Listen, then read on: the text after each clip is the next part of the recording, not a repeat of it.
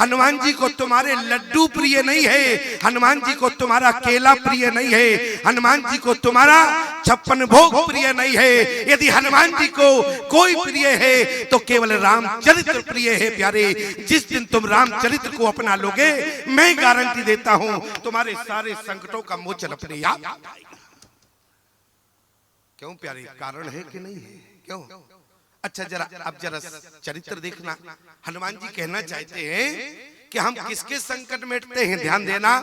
बोले प्रातिकाल उठ के रघुनाथा, और मात पिता गुरु नावै माता।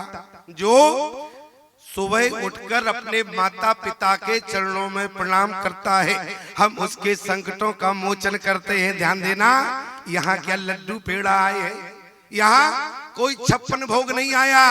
क्या है?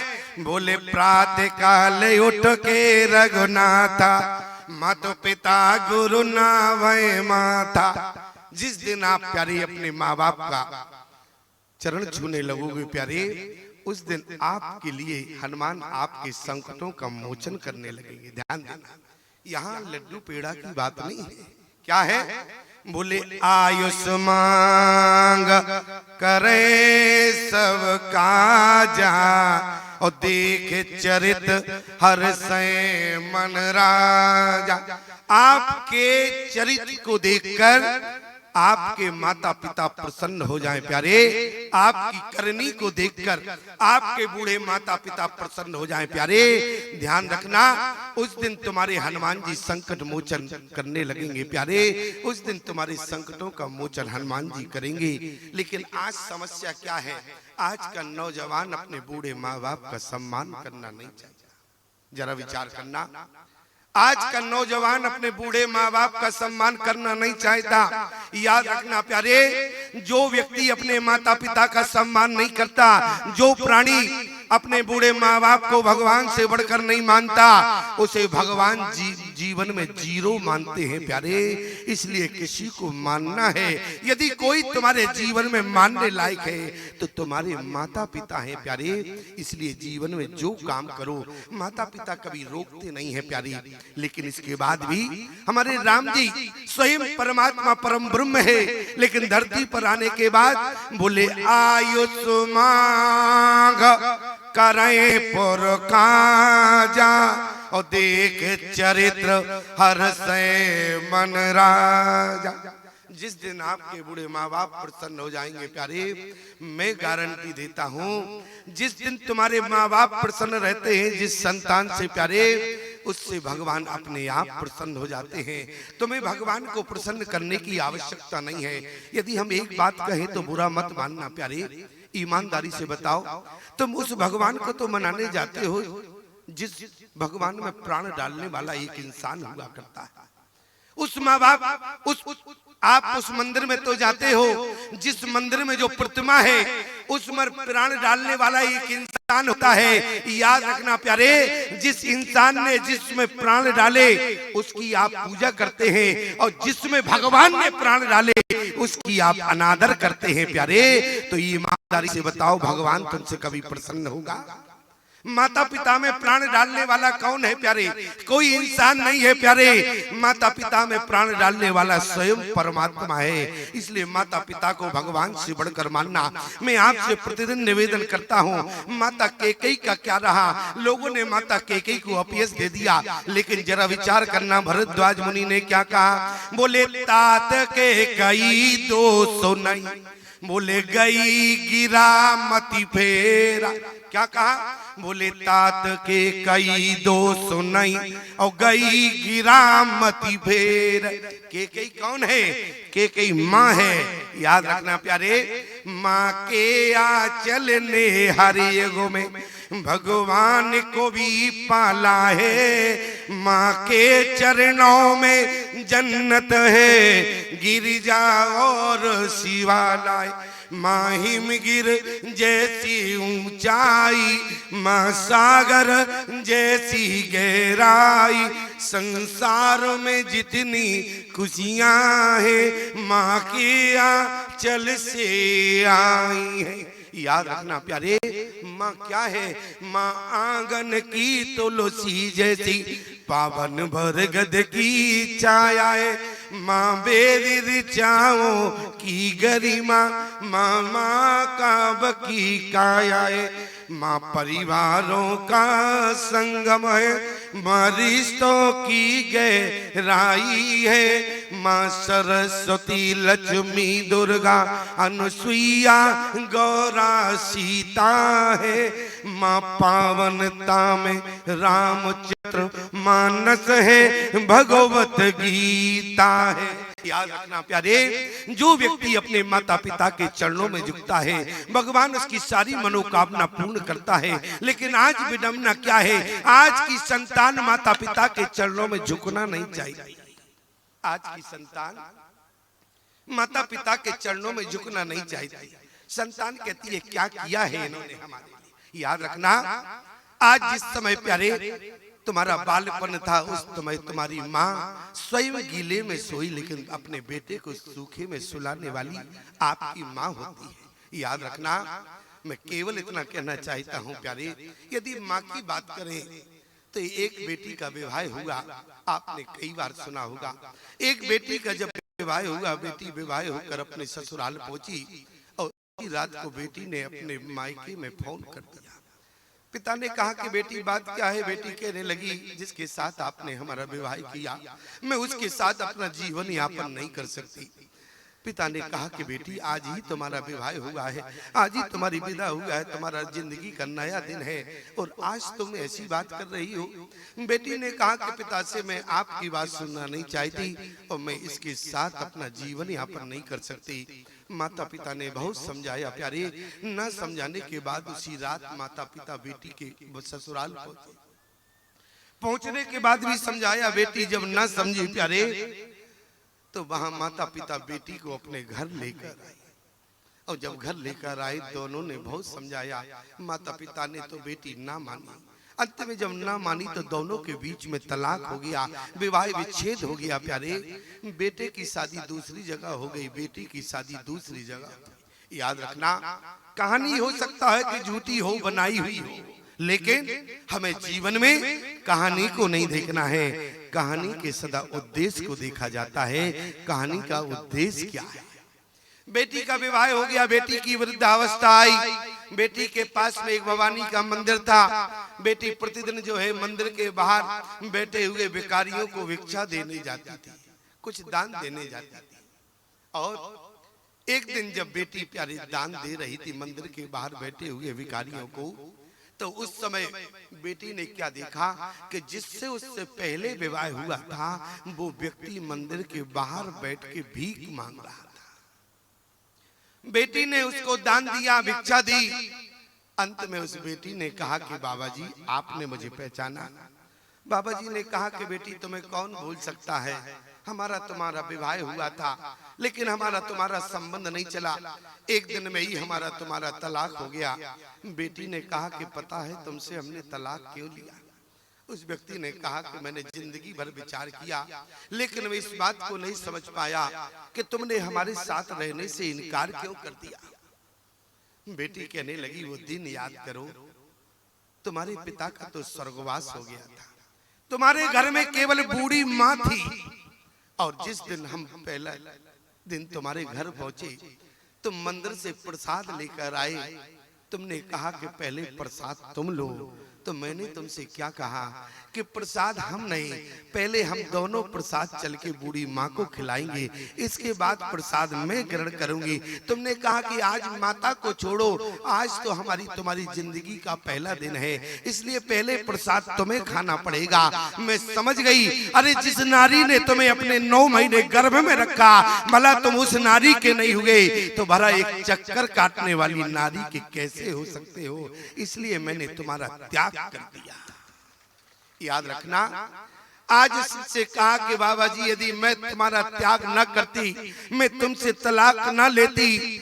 याद रखना, आज उस बेटी ने कहा कि बाबा जी यदि हमारा तुम्हारा तलाक ना होता तो याद रखना मैं तुम्हारे बगल में बैठकर इस मंदिर के बाहर भीख मांग रही होती। याद रखना, जो माता पिता का सम्मान नहीं करते, जो माता पिता को भगवान से बढ़कर नहीं मानते, उनकी समाज में यही दशा होती है। और जो माता पिता को भगवान से बढ़कर मानते हैं, उन्हें समाज में किसी के आगे हाथ नहीं फैलाना पड़ता प्यारे।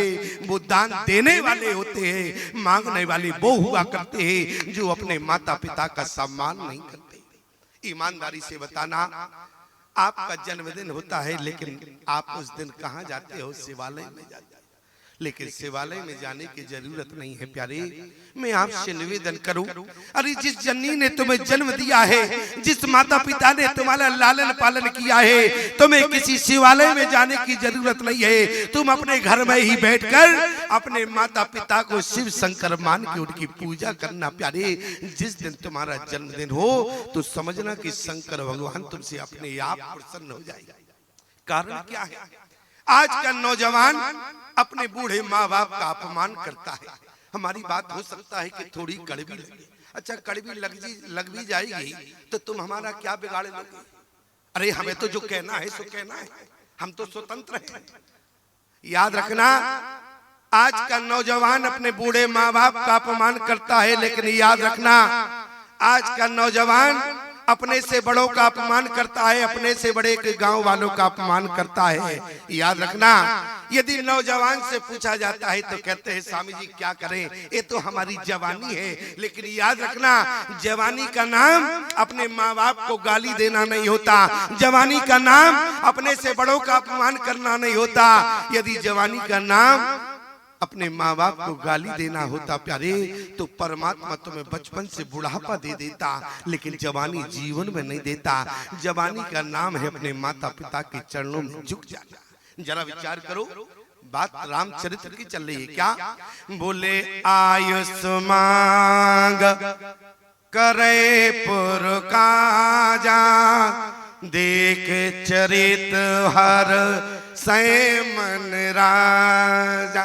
इतना ही नहीं प्यारे, आगे क्या कहा? बोले जननी समझाने पर नारी। ये रामचरित्र है, ध्यान देना। अभी रावण का भी चरित्र बताएंगे। रामचरित्र क्या है? बोले जननी समझाने पर नारी, और धन पराओ विषते विषभारी। एक बात याद रखना, राम जानकी का चरित्र ऐसा है प्यारे, ऐसा चरित्र है दोनों का कि दोनों ने प्यारी जीवन में वो पालन किया कि शायद है। जैसे माता जानकी ने किसी पर पुरुष की ओर नजर उठा के नहीं देखा, और राम जी ने भी प्यारे पर स्त्री की ओर कभी आंख उठा के नहीं देखा। पूरी रामचरितमानस पढ़ के बता देना, राम जी ने किसी स्त्री की ओर आंख उठा के देखा हो। ये रामचरित्र है। क्यों? प्रमाण क्या है? बोले जय सपन्यो पर नार नहेरी। जिस समय सूर्पनखा राम जी के पास आई, ईमानदारी से बताना, सूर्पनखा जो बात कर रही थी वो आमने सामने कर रही थी, लेकिन राम जी क्या सूर्पनखा की ओर देख रहे थे? कहाँ देख रहे थे? बोले सीते चिते कही प्रभु बाता।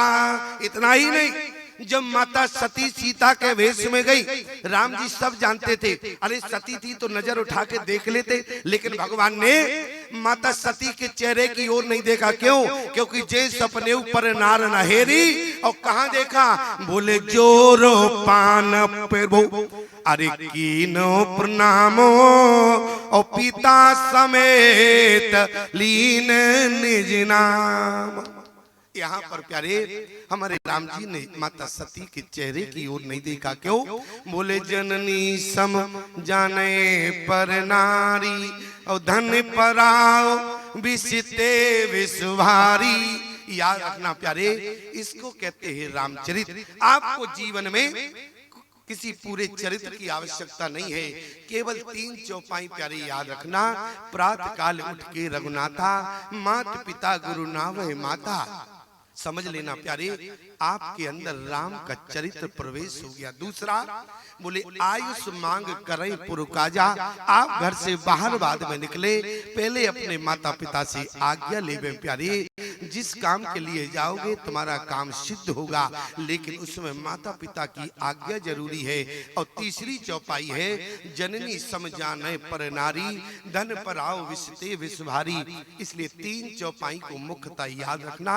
तो समझ लेना प्यारे, तुम्हारे अंदर रामचरित्र प्रवेश हो गया, और जिस दिन तुम्हारे अंदर ये तीनों चौपाई उतर जाएंगी, मैं गारंटी देता हूँ तुम्हें हनुमान जी के पास जाके लड्डू नहीं चढ़ाना पड़ेगा। तुम्हारे जितने संकट है उनका मोचन अपने आप हो जाएगा प्यारे। क्यों? क्योंकि आपके अंदर रामचरित्र उतर गया। ध्यान देना। और रावण का चरित्र क्या है? बोले माने माता पिता नहीं देवा, माने माता पिता नहीं देवा, साधुन सन करो बावह सेवा। ये क्या है?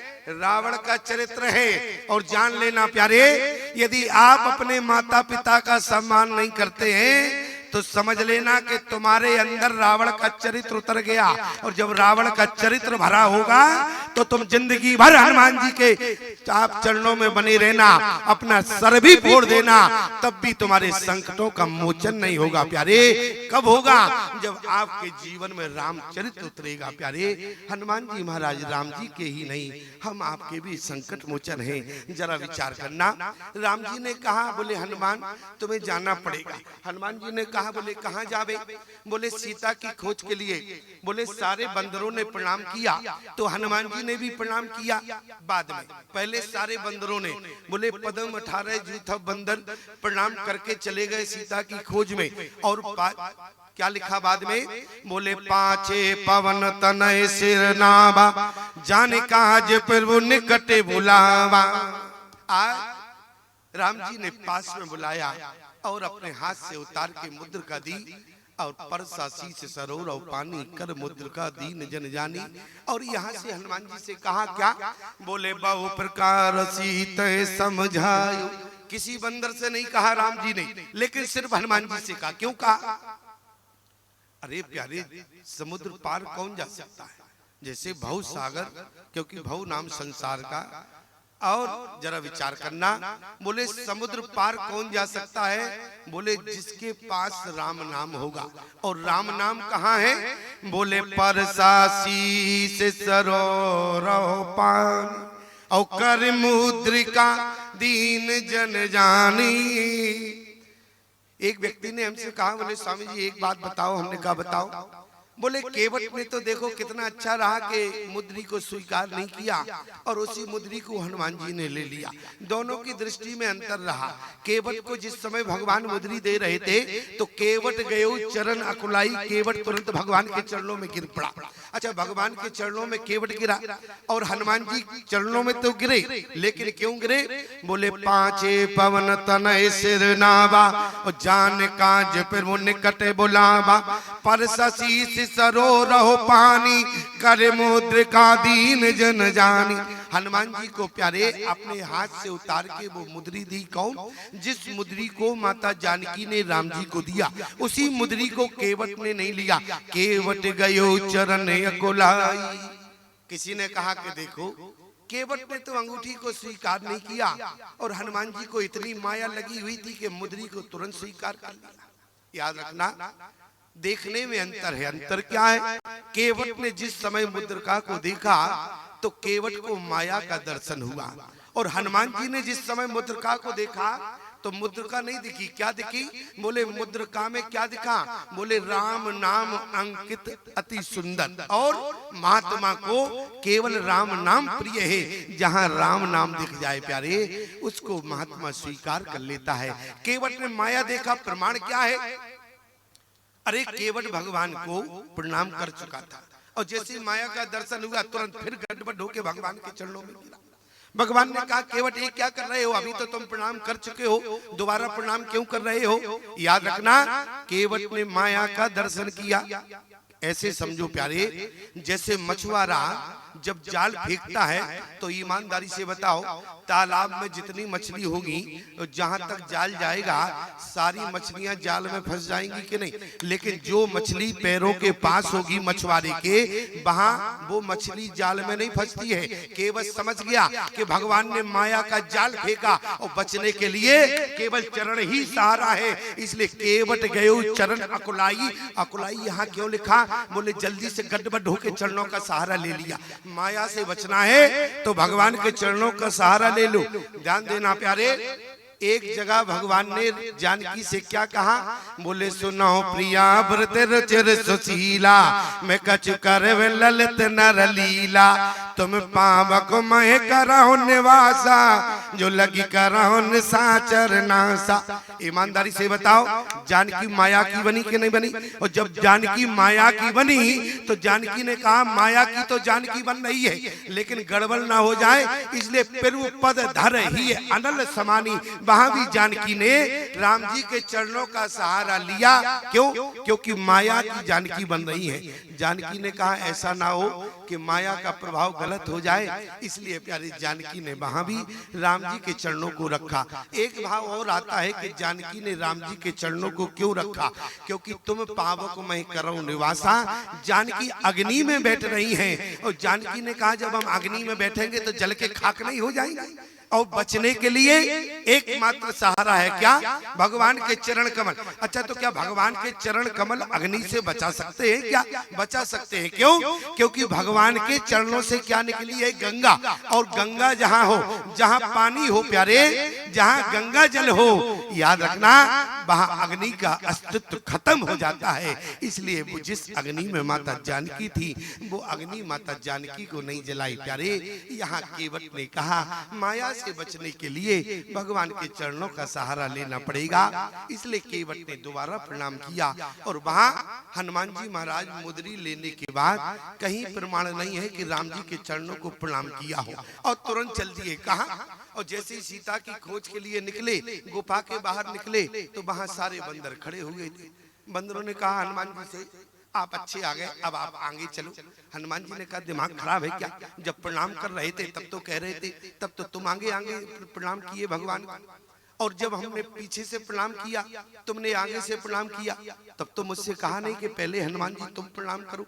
और जब मार्ग में बात आई तो आगे कहे हनुमंत लीना, तो आगे हनुमान जी को किया। हनुमान जी कहने लगे अब तो हम पीछे ही चलेंगे, अब आगे नहीं चलेंगे। बंदरों ने कहा सुनो हनुमान जी अब तो कम से कम आगे चलो। बोले क्यों? बोले जब आगे समस्या आएगी, मान लो आगे जो संकट आएगा उसका मोचन तो तुम्हें ही करना पड़ेगा, इसलिए तुम आगे हो जाओ। ध्यान देना प्यारे, यहाँ पर बानरों पर क्या संकट आया? लागी तृषा अतिशय अकुलाने, मिलहि न जल घन गहन बुलाने, मन हनुमान कीन अनुमाना, मरन चाहत सब बिन जल पाना। उसी समय प्यारी ईमानदारी से बताओ, यदि हनुमान जी आगे ना होते तो बानरों के प्राण बचाने वाला कौन होता? बानरों पर जिस समय संकट आया, सारे बंदर पानी की बूंद नहीं थी, प्यास के मारे मर जाते प्यारे, लेकिन बचाने वाले कौन रहे? हनुमान रहे। इतना ही नहीं, बोले नयन मोंद पुनि देखे वीरा, और ठाड़े सकल सिंधु के तीरा। और जब सारे बंदर वहां पहुंचे, यहाँ पानी की बूंद नहीं है, वहां पानी ही पानी है, लेकिन जरा विचार करना वहां सारे बंदरों के प्राणों की रक्षा किसने की? हनुमान जी ने। यहाँ भी बंदरों के प्राण बचाए हनुमान जी ने, वहां भी प्राण बचाए। क्यों? क्योंकि अंगद ने यही कहा था ना प्यारे, यहाँ न सुध सीता की पाई, वहां गए मारे कपिराही। वहां भी मृत्यु है, यहाँ भी मरना है। यदि हनुमान जी आगे ना होते प्यारे तो कौन बानरों के प्राण बचाता? हनुमान जी को पंच प्राण रक्षक कहा गया है। हनुमान जी महाराज ने बंदरों के प्राण बचाए, सुग्रीव के प्राण बचाए, माता जानकी के प्राण बचाए, लक्ष्मण के प्राण बचाए, भरत के प्राण बचाए। हमारे राम जी राम राज्य को न तो बानरों के बिना स्वीकार करते, न जानकी के बिना राम राज्य को स्वीकार करते, न भरत के बिना राम राज्य को स्वीकार करते, न लक्ष्मण के बिना राम राज्य को स्वीकार करते। हमारे हनुमान ने प्यारे सबके प्राण बचाए। इसका कहने का मतलब हमारा सिर्फ इतना है, यदि हनुमान जी ना होते तो राम राज्य भी नहीं होता। प्यारे राम राज्य का यदि पूरा श्रेय जाता है तो श्री हनुमान जी को जाता है। इसलिए हनुमान जी महाराज ने सबके प्राण बचाए। बानरों ने के प्राण बचाए कब? जब बानरों ने कहा हनुमान जी से तुम आगे चलो। एक बात याद रखना, आज लोगों की समस्याओं का समाधान क्यों नहीं होता है? क्योंकि लोग स्वयं आगे हो जाते हैं। अभी किसी से पूछा जाए तो मैं ए हमारा, ए हमारा, ए हमारा, ए हमारा, ए हमारा। अच्छा यही बात है कि नहीं? लेकिन किसी के मुख से नहीं निकलता ये सब भगवान का है। किसने कहा? कोई नहीं कहता। क्यों? क्योंकि जीवन भर मैं करते रहे तो अंत में फिर मैं भरा रहता। ध्यान देना, यहाँ बानरों ने कहा कि आप आगे हो जाएं। मान लो कहीं कोई समस्या आई तो समाधान कैसे होगा? याद रखना प्यारे, आप अपने अंतःकरण में जिस दिन परमात्मा या महात्मा को आगे करेंगे, मैं गारंटी देता हूँ आपके जीवन में जितनी समस्याएं होगी आपको मालूम भी नहीं चलेगा और सारी समस्याओं का समाधान हो जाएगा। लेकिन महात्मा या परमात्मा को आगे रखना। लेकिन सिर्फ बात क्या है कि तुम महात्मा परमात्मा को पीछे रखते हो और खुद मैं करके आगे हो जाते हो। अच्छा बताओ, जब मैं आगे रहेगा तो पीछे वाला क्या खाक करेगा तुम्हारे?